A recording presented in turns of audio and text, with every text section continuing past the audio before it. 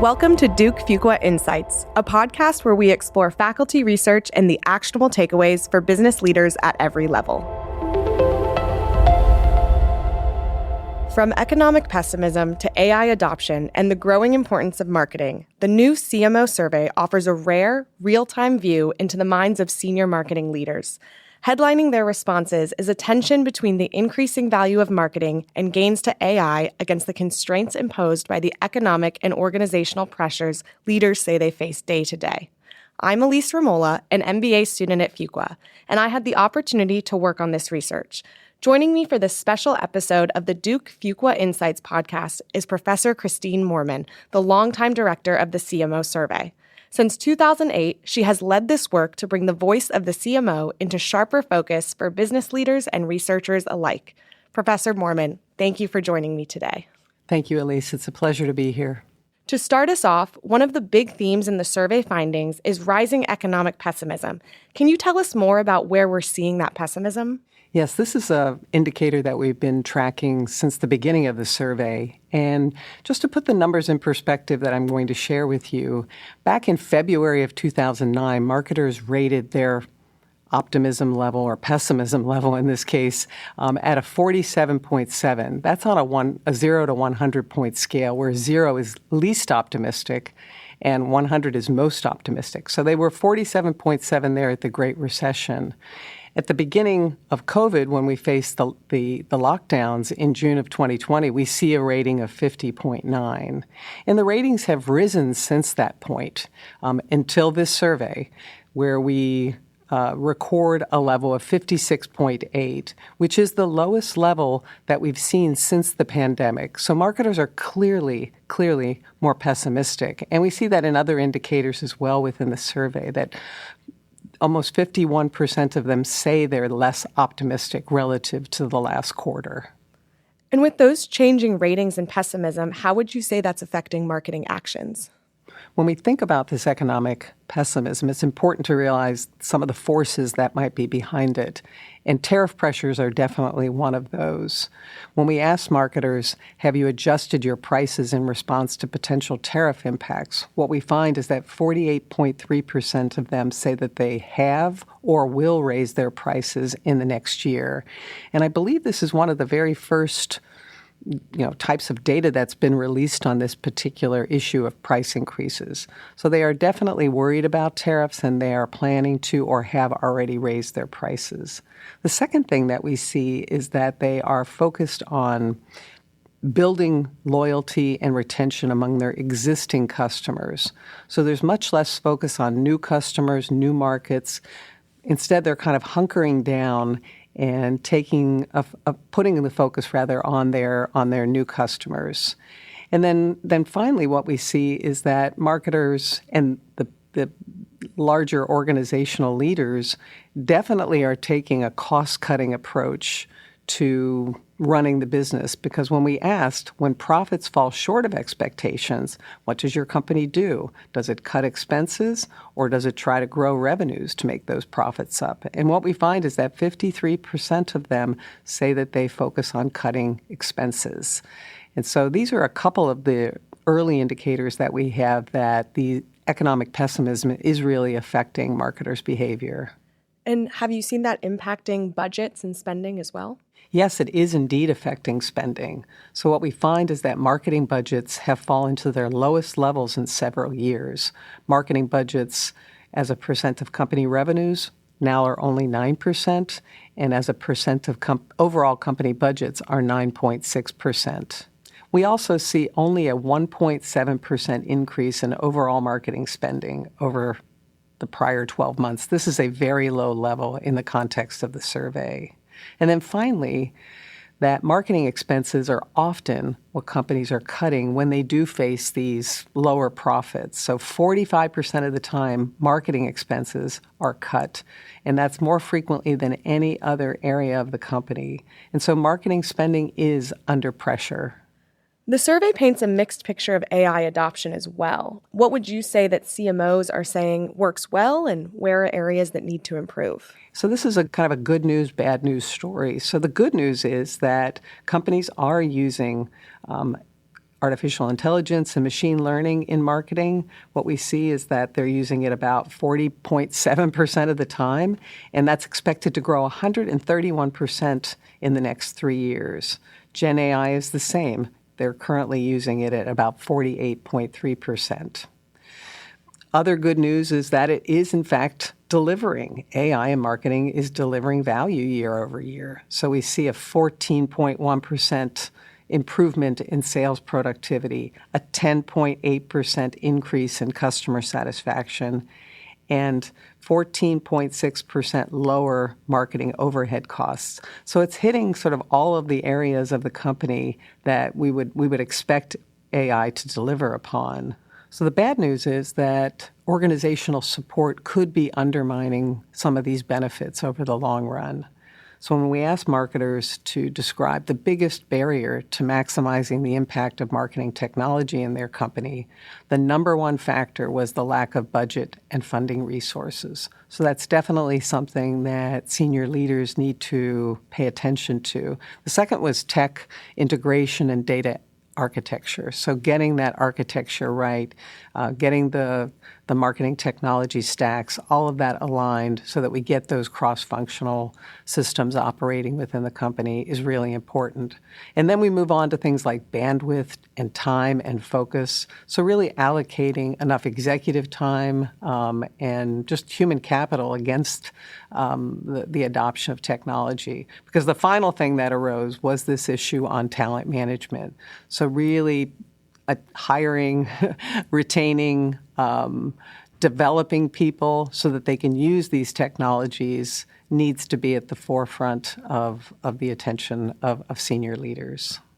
And these survey results actually highlight an interesting dynamic that's shared by marketers. They report that marketing's role is both growing within firms and its capabilities are critical, yet the investment and other support themselves are not increasing.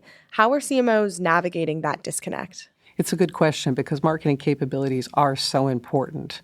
In fact, when we asked marketers to rate the importance of these capabilities to their company's success on a 7-point scale, where 7 is the highest level, they received an average score of 5.9. This is a very high score in the context of the overall survey findings. So we know marketing capabilities are important.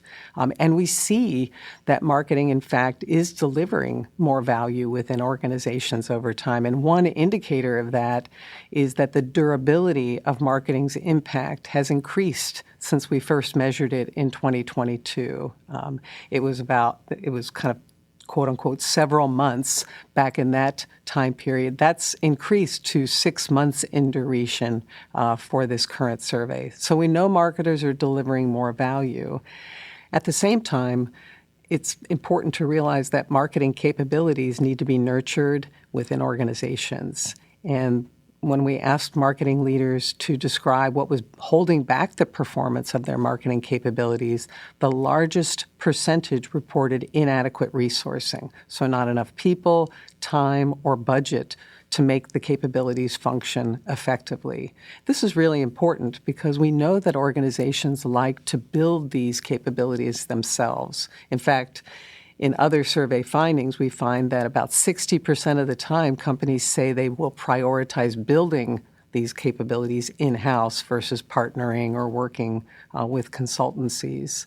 But how do they do that? They do that by focusing on the people and training people, developing people to carry out these capability actions, if you will. And so those are things that are really challenged within the organization these days. One indicator of that is that training spending is down within organizations, and marketing headcount growth is also dropped over the last year. So both a drop in training and a drop in headcount is really going to exacerbate this sort of, if you will, the resourcing, the failure to have enough people, time, or budget to make these capabilities function effectively.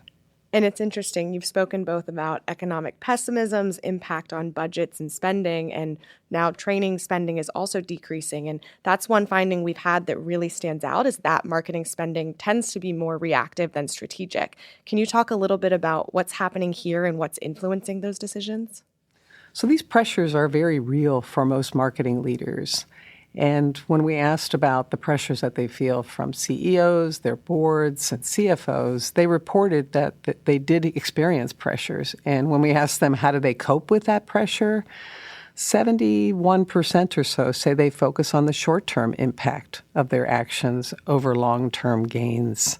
And, that is part of that kind of short-term, more reactive stance that we see.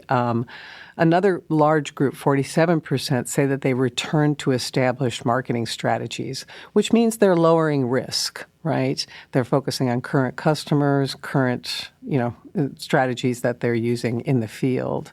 I don't think this is, in fact, natural to most marketers. I think they would tend to want to grow the organization. They would tend to think about that longer-term impact on customers and on brands.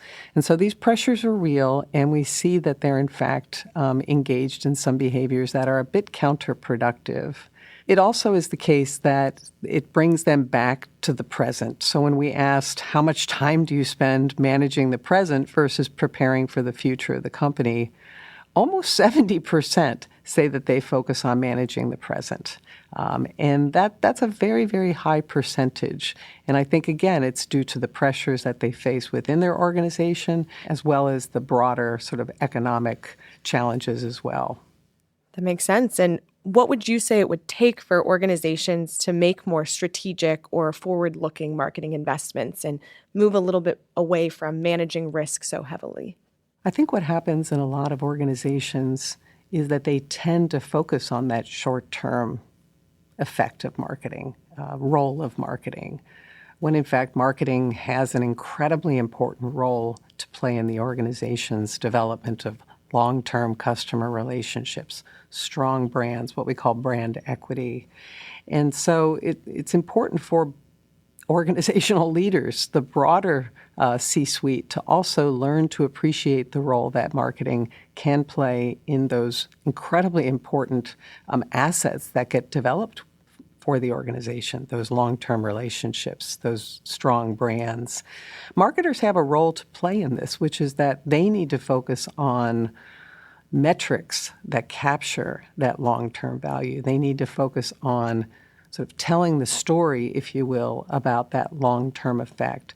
Because if they focus on the short term and they only are able to sort of, show the impact of marketing in the short term, then I think people come to view marketing in that way, when in fact marketing has a much more profound role to play within the organization. Amazing. And now, stepping back from this recent survey, you've been leading the CMO survey for many years. What keeps surprising you about how marketing has been evolving? So I think it's a very exciting time to be a marketer.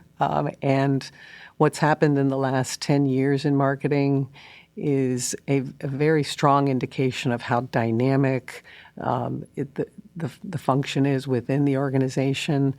There's so much to learn. In some ways, it's overwhelming, I think, for those of us in academia, and I'm sure that students probably feel that way too. That the world is changing right under them as they prepare to enter the job market. So, the most dynamic, a lot of change. But what's important and interesting, and that I always come back to with the survey, and I come back to this with my teaching as well, is that there are these fundamentals about focusing on the customer, creating value for the customer, and creating a leadership position around that value in the marketplace.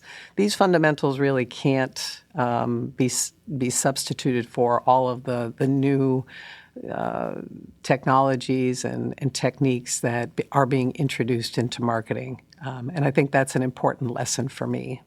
That's great. And I'm sure we'll continue to see that in future surveys and understand how that change is becoming prevalent. So, thanks again for joining me, Professor Moorman. It's been a pleasure to work with you on this 35th edition of the CMO survey. Thank you so much, Elise. It's a pleasure to have you on the team this year.